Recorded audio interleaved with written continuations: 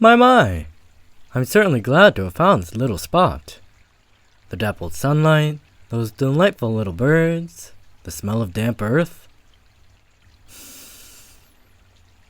I may just stay here all day. Of course, it helps that I've summoned a full tea service and my best furniture. Still, the details of this exquisite rug pale in comparison to the tiny flowers and mosses. But I am grateful for the pillows and poofs that separate me from the hard-packed earth. Now where did I put those scones?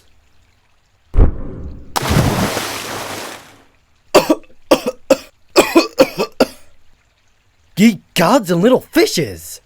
What in the heavens and hells? Goodness me. Forgive me for saying so, my dear, but you don't look like you belong in a freshwater pool. Might I... Easy, easy. I shan't hurt you. See? Here are my hands. I won't come any closer unless you ask me to. But I truly believe you'll be more comfortable in the water, even if its salinity isn't to your liking. I hardly think a merfolk like yourself would be happy rolling around in the loam. Of course, if you'd like to flop and roll your way back a few meters, I shan't stop you. But if you'd prefer to be lifted...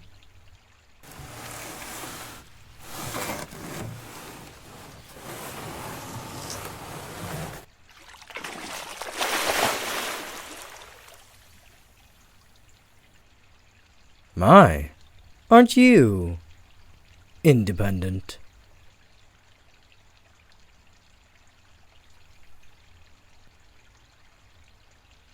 You don't say. Oh dear, oh dear. What did it look like?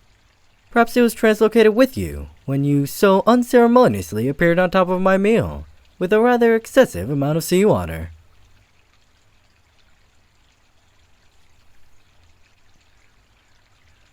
Oh, you have quite the sharp tongue. It goes along so nicely with your teeth, my dear. No, I am not truly angry over the ruination of my tea time, or my things. Now, about your armament.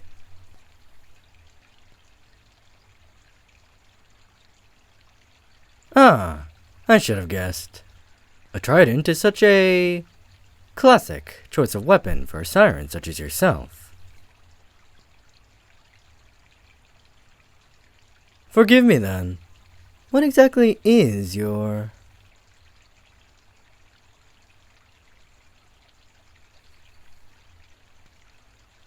Oh, my dear.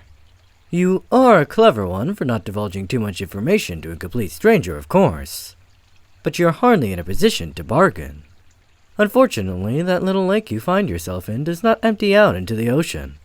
At least, the rivulets and creeks that flow from it are far too shallow for you to swim in.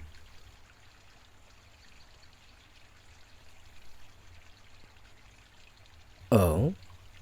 Well then, I truly beg your pardon for making the assumption that you cannot. By all means.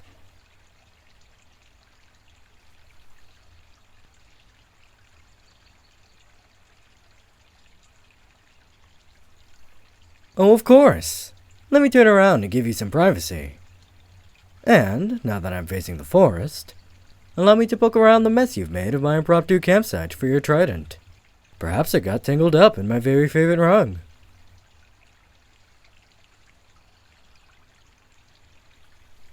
How vicious of you! I'll have you know that simply having horns does not make me a devil. Nor a demon, nor a cambion, nor an incubus. And before you ask, no, not a cuckold either.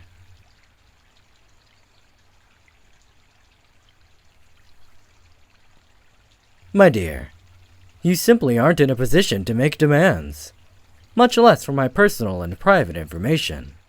However, I will happily give you my name, if you first give me yours. What an exquisite name! Is it traditional for your people? It rolls off the tongue so nicely. You may call me Dobrogost.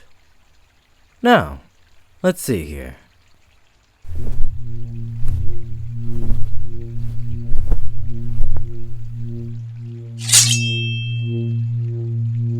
Oh my, what a curiosity this is.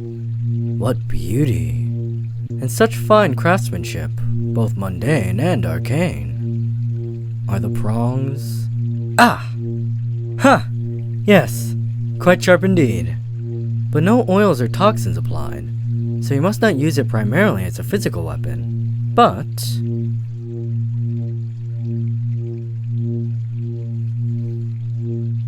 Now, do keep your voice down, my dear.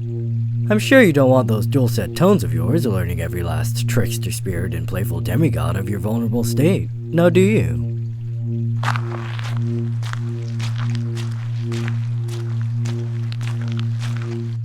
Here, far be it from me to part such a powerful entity from their things. And there it is. I had a feeling your trident was also your foci arcanum.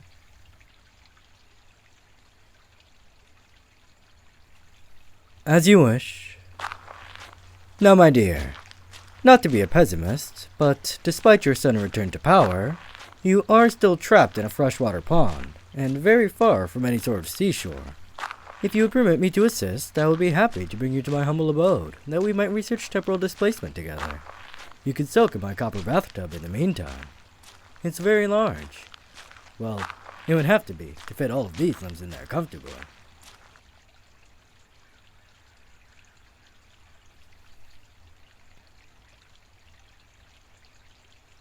Why yes, I suppose you could.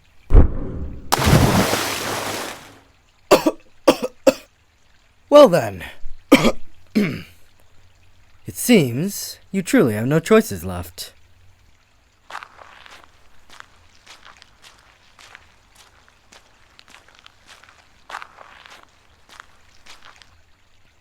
My dear, I've done nothing to you. Any loss of arcane potency is entirely on your end. I would never interfere with someone else's powers in such a way. I swear it upon my teeth and fangs.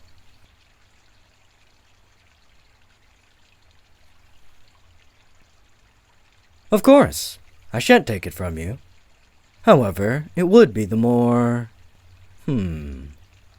prudent and expedient option if you would allow me to pick you up and bring you home. As lovely as you look writhing about on the forest floor, it would take us far too long for you to wriggle your way to my home. I swear upon my teeth and fangs and horns and even my claws that I will not harm you, or by an action or indirect action, cause you to come to harm. Will that suffice?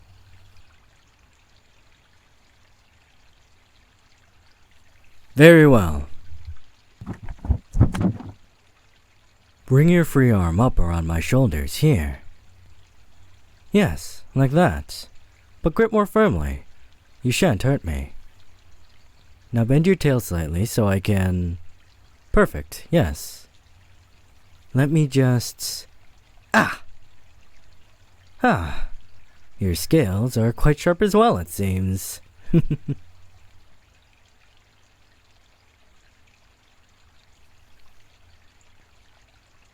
No, I'll be quite alright. But I fear you shredded my glove in the sleeve of my jacket. Now, make sure you have a good grip on your trident. And up we go. Perfect. I may not be able to teleport us to the seaside, but my abode isn't out of range. Take a deep breath, and...